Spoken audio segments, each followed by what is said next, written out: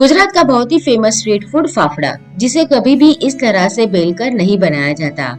फाफड़ा इस तरह से हाथों से घिसकर ही बनाया जाता है। ये स्ट्रीट फूड दुनिया भर में इतना मशहूर है कि आप भी इसे घर पर बहुत आसानी से बना सकते हैं। आज के वीडियो में मैं आपको ये बनाने की सारी ट्रिक बताने वाली हूँ। जैसे कि आप सभी जानते हैं कि मैं अहमदाबाद में रहती हूँ और हमारे यहाँ विजयादशमी पर हर घर में फाफड़ा और जलेबी खाया जाता है। तो आज हम फाफड़ा की पूरी परफेक्ट रेसिपी परफेक्ट मेजरमेंट के साथ देखने वाले हैं। हेलो फ्रेंड्स, स्वागत है आप सभी का अपने चैनल किचन क्राफ्ट रेसिपी में। तो चलिए आज की मजेदार रेसिपी बनाना शुरू करते हैं। सबसे पहले हम फाफड़ा के साथ खाए जाने वाला पपीते का संभारा बनाएंगे। तो जिसके लिए हमें कच्चा पपीता लेना है। अभी मैंने जो पपीता लिया है वो 750 से 800 ग्राम वजन का है। पपीते को अच्छी तरह से हम धो के फिर उसके छिलके निकाल देंगे। फिर उसे हमें कद्दूकस करना है। तो जो बड़ी साइड आती है उससे हम कद्दूकस करेंगे, लेकिन बीच में से इस तरह से पहले हम इसे डिवाइड कर लेंगे और उसके अंदर के जो बीज होते हैं वो निकाल लेंगे। तो ये वाला जो पपीता है उसमें बीज नहीं है, लेकिन अगर आपके पपीते के अंदर बीज है तो आप उसे जरूर निकाल दें, क्योंकि वो काफी कड़वे होते हैं। और इस तरह से हम लंबे हाथों से घिसते हुए बड़े बड़े लच्छे तैयार कर लेते हैं। तो मैं पहले आपको सारा पपीता कद्दूकस करके फिर बाद में बताती हूँ। अभी पपीता कद्दूकस हो चुका है तो उसके अंदर हम नमक डाल देंगे स्वाद के हिसाब से। मैंने अभी 1.25 टीस्पून नमक इसमें मिलाया है। चीनी डालेंगे। ये हमारा खट्टा मीठा होता है। अगर आपको मीठा पसंद नहीं है तो आप चीनी को स्किप कर सकते हैं। मैंने 3 चम्मच चीनी मिलाई है। 1 चम्मच इसके अंदर हम हल्दी पाउडर डालेंगे और 1 से 1.5 चम्मच के करीब इसमें हम लाल मिर्च डालेंगे। आधा नींबू का रस डालेंगे और अच्छी तरह से मिक्स कर लेंगे। आपको जितना तीखा पसंद हो उसके हिसाब से आप हरी मिर्च या फिर लाल मिर्च डाल सकते हैं। मैंने अभी इसके अंदर लाल मिर्च मिलाई है, जिससे कलर हमारे संभारे का बहुत ही बढ़िया आएगा। अच्छी तरह से मिक्स करके इसे हम फ्रीज में ठंडा होने के लिए रख देंगे। तो जब भी आपको फाफड़ा बनाना हो तो पहले आप इस तरह से पपीते का संभारा बनाएं, कढ़ी बनाएं और फिर फाफड़ा बाद में बनाएं। अभी अच्छी तरह से मिक्स हो चुका है तो इसे हम फ्रीज में रहने देते हैं जब तक हमारा फाफड़ा बनके तैयार होता है। अब हम बनाने वाले हैं कढ़ी। तो जिसके लिए यहाँ पर मैंने 4 हरी मिर्च ली है, 1 छोटा टुकड़ा अदरक का लिया है। इसकी पेस्ट बना लेंगे। अब एक बाउल के अंदर यहाँ पर मैंने आधा कप बेसन लिया है और उसके अंदर उसी कप के नाप से हम पानी मिलाकर एक पतला सा घोल तैयार करेंगे। ये कढ़ी बनाने के लिए हम जितना बेसन इस्तेमाल में लेने वाले हैं उससे 5 से 6 गुना पानी इसके अंदर मिलाना है। लेकिन पहले हम थोड़ा पानी मिलाकर एक बैटर तैयार करेंगे ताकि उसके अंदर बिल्कुल भी लम्स ना आए। अगर आप सारा पानी एक साथ मिला देंगे तो उसके अंदर लम्स आ जाएंगे। तो अभी अच्छी तरह से मिक्स हो चुका है। अब इसके अंदर हम और पानी मिलाएंगे। तो उसी कप के नाप से मैं पानी ले रही हूँ। तो अभी यहाँ पर टोटल मैंने आधा कप बेसन लिया था तो उसमें 4 कप मैंने पानी मिला दिया है। अब इसके अंदर हम मसाला करेंगे। तो जो अदरक और मिर्च की पेस्ट हमने बनाकर रखी थी वो इसके अंदर डाल देंगे। थोड़ा सा हल्दी पाउडर डालेंगे। हल्दी पाउडर हमें सिर्फ कलर के लिए डालना है, तो आधा चम्मच इसमें हल्दी पाउडर डालेंगे। नमक मिला देंगे स्वाद के हिसाब से। तो अभी यहाँ पर मैंने आधा टीस्पून नमक इसके अंदर मिलाया है। अभी हमारा घोल बनकर तैयार है तो हम आगे की प्रोसेस करते हैं और बनाते हैं कढ़ी। इस तरह से आप पहले ही घोल के अंदर सारे मसाले कर देंगे तो जब हम कढ़ी बनाएंगे तो उसके अंदर बिल्कुल भी लम्स नहीं आएंगे। ये कढ़ी भी मीठी होती है। तो यहाँ पर मैंने 3 चम्मच चीनी मिलाई है। अगर आपको मीठा पसंद नहीं है या कम पसंद है तो आप क्वांटिटी कम कर सकते हैं। आप चाहे तो इसमें आधा नींबू का रस भी मिला सकते हैं। अब एक कढ़ाई लेंगे और उसके अंदर 2 चम्मच तेल डालेंगे और तेल गर्म होने पर उसके अंदर 1 चम्मच सरसों डाल देंगे। आपको जीरा पसंद है तो आप उसका भी इस्तेमाल कर सकते हैं। सरसों चटकने पर उसके अंदर आधा चम्मच हम हींग डालेंगे। 1 टीस्पून साबुत धनिया डालेंगे। करी पत्ता डालेंगे। अच्छी तरह से जब तड़का हमारा तैयार हो जाएगा तब हमने जो बेसन का घोल बनाकर रखा था वो इसके अंदर मिला देंगे। गैस की फ्लेम को हमें स्लो ही रखना है। अब इसके अंदर हम डालने वाले हैं बेसन का घोल। तो बेसन के घोल को आप अच्छी तरह से मिक्स करके डालें, क्योंकि घोल बनाने पर बेसन भारी होने की वजह से वो नीचे ही बैठा रहता है। तो जब भी आप इसमें डालें तड़के के अंदर तो उसे मिक्स करके डालें। जब तक ये अच्छी तरह से पक नहीं जाता है तब तक हम इसे चलाते रहेंगे। अगर आप उसे ऐसे ही छोड़ देंगे तो बेसन नीचे बैठ जाएगा और उसके अंदर लम्स आ जाएंगे। तो जब तक ये बेसन अच्छी तरह से पक नहीं जाता तब तक हम इसे चलाते रहेंगे। अभी इसके अंदर हम और पानी डालेंगे 2 कप। तो मैंने आधा कप बेसन लिया था, तो उसी कप के नाप से मैंने अभी 6 कप पानी इसके अंदर मिलाया है। थोड़ी देर में इसकी जो कंसिस्टेंसी है वो गाढ़ी होने लगेगी। 2 से 3 मिनट चलाने के बाद आप देख सकते हैं कि इसकी जो कंसिस्टेंसी है वो पहले से काफी गाढ़ी हो गई है। बेसन हमारा अच्छी तरह से अभी पक गया है, हमें इसी तरह की कंसिस्टेंसी चाहिए। ठंडा होने के बाद और ये गाढ़ा हो जाएगा, तो हम इस स्टेज पे गैस बंद कर देंगे। अगर आपको लगे कि आपकी जो कढ़ी है वो काफी गाढ़ी हो गई है, तो आप इसमें पानी मिलाकर इसके कंसिस्टेंसी को पतली कर सकते हैं। आपका जो स्पैचुला है इसके ऊपर कोटिंग आ जाएगा, तो आपको देख के ही पता चल जाएगा कि आपकी जो कढ़ी है बेसन की वो अभी तैयार हो चुकी है। इस तरह से आप उसे चेक भी कर सकते हैं। तो जब भी आपको फाफड़ा बनाना हो तो पहले इस तरह से कढ़ी और पपीते का सांभरा बनाकर तैयार कर ले।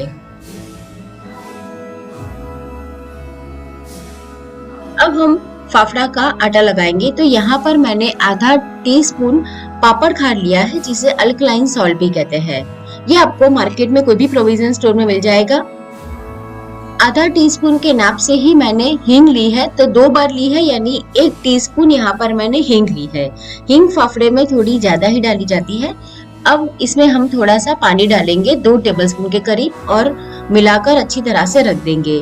बाहर जो फाफड़ा बनता है उसके अंदर हींग रस यानी कि जो लिक्विड वाली हींग आती है उसका इस्तेमाल होता है, लेकिन अभी हम घर पर बना रहे हैं और हमारे पास वैसी हींग होती नहीं है, तो इसे हम पानी में इस तरह से भिगो कर रख देंगे। अब हम 2 कप बेसन का आटा लेंगे। यहाँ पर मैंने 250 ml वाला जो कप आता है उससे बेसन लिया है। मार्केट में जो रेडी बेसन मिलता है हम उसका इस्तेमाल करेंगे और उसे छान लेंगे। बेसन को छानना बहुत जरूरी है और आपको 2 कप बेसन बिना छाने लेना है। अगर आप छाना हुआ बेसन ले रहे हैं तो आपको क्वांटिटी ज्यादा लेनी पड़ेगी, 2.5 से पौने 3 कप। तो उससे बेटर है कि आप 2 कप बेसन ले ले पहले और फिर उसे छान ले। बेसन को छानने से उसके अंदर हवा भरेगी, यानी कि एरिएशन होगा और हमारे जो फाफड़ा है वो बहुत ही खस्ता बनेंगे। तो इस तरह से बेसन को हम पहले छान लेते हैं। अगर आपको हलवाई जैसा फाफड़ा बनाना है तो आपको बेसन जो रेडी मिलता है उसका इस्तेमाल करना है। घर में हम जो बेसन रखते हैं जिसे हम चक्की से पिसवा के लाते हैं उसका इस्तेमाल नहीं करना है। तो बेसन को मैंने अभी छान लिया है। आप देख सकते हैं कि बेसन काफी स्मूथ रहता है, तो उसके अंदर इस तरह के लम्स बन ही जाते हैं। तो जब भी आपको फाफड़ा बनाना हो तो उसी समय पर आप उसे छाने, पहले से छाना हुआ बेसन इस्तेमाल में ना लें। वैसे तो ये सारी छोटी छोटी बातें हैं, लेकिन उससे हमारा जो फाफड़ा है वो खस्ता नहीं बनता है। अब यहाँ पर मैंने 1 टीस्पून अजवाइन लिया है, उसे हाथों से ही हम इस तरह से मसल कर डाल देंगे, जिससे बहुत ही बढ़िया फ्लेवर आएगा। अब नमक मिलाएंगे। तो यहाँ पर मैंने 1/4 टीस्पून नमक मिलाया है। आधा टीस्पून मैंने ब्लैक पेपर पाउडर यानी कि काली मिर्च का पाउडर इसके अंदर मिक्स किया है। हमने जो पापड़ खार पहले लिया है वो भी एक तरह का नमक ही होता है, उसे अल्कलाइन सॉल्ट बोलते हैं। तो नमक आप थोड़ी सावधानी से डालें। और 3 बड़े चम्मच इसमें मैंने मोयन का तेल इस्तेमाल में लिया है। तो पहले हम इसे सूखा ही मोयन के साथ मिक्स कर लेते हैं। हमें ज्यादा मोयन इसके अंदर नहीं डालना होता है। अगर आपको फाफड़े के अंदर कलर चाहिए तो आप इसके अंदर चुटकी भर हल्दी पाउडर भी मिला सकते हैं, लेकिन मैंने अभी नहीं डाला है। पापड़ खार जिसे बोलते हैं अल्कलाइन सॉल्ट, वो आपको प्रोविजन स्टोर में या आजकल ऑनलाइन भी बहुत आसानी से मिल जाता है। अब हमने जो पानी तैयार किया था वो डालेंगे। मैं आपको पानी का जो मेजरमेंट है वो भी बताने वाली हूँ। तो पानी भी मैं टेबलस्पून से डाल रही हूँ। तो पहले हमने 2 टेबलस्पून पानी लिया था, जिसमें हमने हींग और पापड़ खार भिगो के रख दिया था, और बाकी मैंने फिर 3 टेबलस्पून पानी इसके अंदर डाला है। हमारा जो तैयार बेसन रहता है वो काफी स्टिकी होता है और उससे पानी का बहुत कम लगता है। तो आटा हमें न ज्यादा सख्त गूंदना है न ज्यादा नरम। तो पानी आप इस तरह से मेजर करके ही डालें, ताकि आपका जो आटा है वो अच्छी तरह से लगे और आपके फाफड़े बहुत ही बढ़िया बने। इस तरह से मिक्स करते जाएंगे। ये आटा काफी स्टिकी रहता है, तो आपके हाथों पे बहुत ही इस तरह से स्टिक हो जाएगा। मैंने अभी और 1 टेबलस्पून पानी डाला है। तो कुल मिलाकर मैंने ये आटा गूंदने के लिए 6 टेबलस्पून पानी का इस्तेमाल किया है। 2 टेबलस्पून हींग और पापड़ खार को भिगोने के लिए रखा था और बाकी का 4 टेबलस्पून मैंने फिर से लिया है। तो अभी हमारा आटा तैयार है। हाथों के ऊपर जो आटा लग गया है उसे हम छुड़ा लेंगे और हल्का सा तेल हाथों के ऊपर लगा देंगे, ताकि हमारे हाथ में जो बाकी आटा है वो निकल जाए और आटा जो काफी अभी स्टिकी लग रहा है आपको, उसमें थोड़ा सा तेल लगा देने से वो फिर स्टिकी नहीं रहेगा। जब आप बेसन को छानेंगे तो आपको वो बहुत ही ज्यादा लगेगा, मतलब कि उसका वॉल्यूम आपको ज्यादा लगेगा, लेकिन वो एक्चुअल में होता कम है। तो आप पानी बहुत ही सावधानी से डालें। अगर आपका आटा नरम हो जाता है तो फिर आप फाफड़ा अच्छी तरह से घिस कर तैयार नहीं कर पाओगे, और फिर आपको और इसके अंदर बेसन मिलाना पड़ेगा, और हमारा जो सारा मेजरमेंट है पापड़ खार का वो बिगड़ जाएगा। इस तरह से जब आटा हमारा तैयार हो जाए और तेल लगा ले, बाद में हम आटे को थोड़ा सा खींचकर उसमें इलास्टिसिटी तैयार कर लेंगे। हाथों के ऊपर आप तेल लगा दें ताकि आपके हाथों के ऊपर ये आटा चिपके नहीं, और इस तरह से इसे हमें लंबा खींचते जाना है। पहले ये इस तरह से टूट जाएगा, लेकिन जैसे जैसे आप इसे खींचोगे तो वो फिर लंबा होता जाएगा और बीच में से बिल्कुल भी नहीं टूटेगा। बीच में लगे कि आपके हाथों के ऊपर आटा चिपक रहा है तो आप हाथों पे फिर से थोड़ा सा तेल लगा दें। इस तरह करने से उसका जो कलर है वो भी हल्का सा लाइट हो जाएगा। और देखिए अभी ये आटा अच्छी तरह से लंबा खींच रहा है, तो भी हमारा आटा तैयार हो चुका है। इसे हमें ज्यादा ऐसी प्रोसेस नहीं करनी है, बस 3 से 4 मिनट के लिए ये प्रोसेस करनी है, तो हमारा आटा अच्छी तरह से तैयार हो जाएगा। जैसे हम उड़द के पापड़ बनाते हैं तो उसमें इस तरह से आटे को लंबा खींचकर तैयार करते हैं, लेकिन उड़द के आटे को हमें ज्यादा देर तक ये प्रोसेस करनी पड़ती है, बेसन में इतनी जरूरत नहीं है। इस तरह से आटा लगाने के बाद हम फाफड़ा का स्पेशल मसाला तैयार करेंगे, जो फाफड़ा फ्राई होने के बाद तुरंत ही हमें उसके ऊपर छिड़कना होता है। तो यहाँ पर मैंने 1 टीस्पून काली मिर्च का पाउडर यानी ब्लैक पेपर पाउडर लिया है। आधा टीस्पून यहाँ पर मैंने काली नमक यानी कि ब्लैक सॉल्ट ली है, और आधा चम्मच यानी कि आधा टीस्पून मैंने हींग लिया है। अच्छी तरह से मिक्स कर लेंगे। ये मसाले के अंदर हमें काली नमक यानी कि ब्लैक सॉल्ट का ही इस्तेमाल करना है, जो नॉर्मल हम नमक खाते हैं उसका इस्तेमाल नहीं करेंगे। मिक्स कर लेंगे अच्छी तरह से। तो अभी हमारा स्पेशल फाफड़ा का मसाला भी तैयार हो चुका है। तो अब हम फाफड़ा बनाएंगे। तो फाफड़ा बनाने के लिए हमें इस तरह का चकला चाहिए जो लकड़े का होता है, और इस तरह की पतली वाली नाइफ चाहिए। इस तरह से हम छोटा सा लोया लेंगे और हाथे के इस भाग से हम इस लंबा खींचकर तैयार करेंगे। हाथों के ऊपर अगर ये इस तरह से आपका आटा चिपकता है तो उसे निकाल दें, ताकि दूसरी बार जब हम फाफड़ा घिसे तो वो अच्छी तरह से घिस कर तैयार हो। फिर इस तरह की पतली जो नाइफ आती है उससे हम इसे छुड़ा लेंगे। ये जो हाथों के ऊपर हमारे बेसन चिपका है उसे निकालना बहुत जरूरी होता है, नहीं तो फिर दूसरा फाफड़ा अच्छी तरह से घिस नहीं पाओगे। चकले के ऊपर हमें तेल नहीं लगाना है। इस तरह से नाइफ से यानी कि चाकू से हम जो आटा लग गया है हाथों के ऊपर उसे छुड़ा लेंगे। जब आप एक बार फाफड़ा घिसना चालू करो तो बीच में बिल्कुल भी रुकना नहीं है, उसे इस तरह से हाथों से ही लंबा खींचता जाना है और फिर चाकू से इस तरह से छुड़ा लेना है। चकले के ऊपर जो आटा इस तरह से लग जाता है उसे भी हम पहले साफ कर लेंगे, नहीं तो हमारा जो फाफड़ा है वो अच्छी तरह से घिसेगा नहीं, और फिर हम जब निकालेंगे तो आसानी से वो निकलेगा नहीं। मैं अभी आपको और एक फाफड़ा इस तरह से घिस कर बता रही हूँ। लंबे हाथों से आप उसे खींचकर इस तरह से घिसकर बनाएंगे तो बहुत आसानी से बन जाएगा। फिर चाकू भी आपको फाफड़े के साथ नीचे पूरा खींचना है, इसे बीच में बिल्कुल भी टेढ़ा नहीं करना है, यानी कि उसका जो एंगल है वो बिल्कुल फ्लैट रहना चाहिए, तभी आपका जो फाफड़ा है वो अच्छी तरह से चकले से आसानी से छूट जाएगा। इस तरह से फाफड़ा घिसने के बाद नाइफ जो होती है पतली वाली, उससे हम ऐसे फ्लैट एज के ऊपर रखकर उसे एक तरह से खींच लेंगे। तो इस तरह से हम सारे फाफड़े बनाकर तैयार कर लेते हैं। आप 1-2 बार प्रैक्टिस करेंगे तो आ जाएगा, बहुत ही आसान है। अभी फाफड़ा को हम फ्राई करेंगे। तो फ्राई करने के लिए तेल हमें बहुत ज्यादा गर्म नहीं करना है, मतलब एक बार अच्छी तरह से गर्म हो जाए तो गैस की फ्लेम को हम स्लो कर देंगे।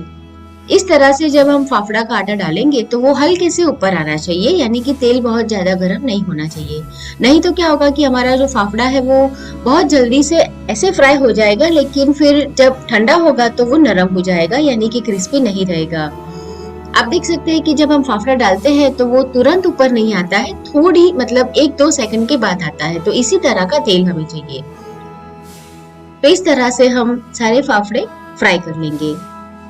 अभी यहाँ पर हमने जो फाफड़े बनाए हैं वो मार्केट में नायलॉन फाफड़े के नाम से जाने जाते हैं, यानी कि काफी पतले होते हैं। इसे बहुत ही सावधानी से आप पलटे, नहीं तो ये टूट भी सकते हैं। मार्केट में बाहर जो फाफड़े मिलते हैं वो थोड़े से मोटे होते हैं और जब वो फ्राई होते हैं तो दोनों साइड से बैंड हो जाते हैं, यानी कि हल्का सा वो थोड़ा राउंड जैसा, हाफ राउंड जैसा शेप ले लेते हैं। लेकिन हमारे जो फाफड़े हैं वो बहुत ही पतले हैं, तो वो इस तरह से राउंड शेप नहीं लेंगे। तो अभी फाफड़े हमारे फ्राई हो चुके हैं, तो इसे हम निकाल देंगे। फाफड़ा फ्राई होने में 2 से 3 मिनट का समय लगेगा। फाफड़ा फ्राई हो जाने के बाद जब वो गर्म होता है तब तुरंत ही हम उसके ऊपर जो हमने मसाला तैयार किया था वो स्प्रिंकल कर देंगे। गरम फाफड़े के अंदर हल्का सा तेल रहता है, तो हमारा जो सारा मसाला है वो अच्छी तरह से उसके अंदर स्टिक हो जाएगा।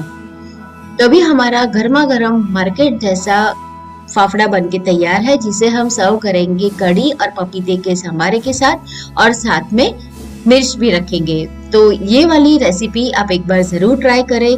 रेसिपी आपको कैसी लगी कमेंट करके मुझे जरूर बताएं। ऐसी नई नई रेसिपी देखने के लिए अभी तक आपने मेरे चैनल किचन क्राफ्ट रेसिपी को सब्सक्राइब नहीं किया है तो सब्सक्राइब कर दें। तो फिर से मिलेंगे ऐसी ही एक और नई मजेदार रेसिपी के साथ।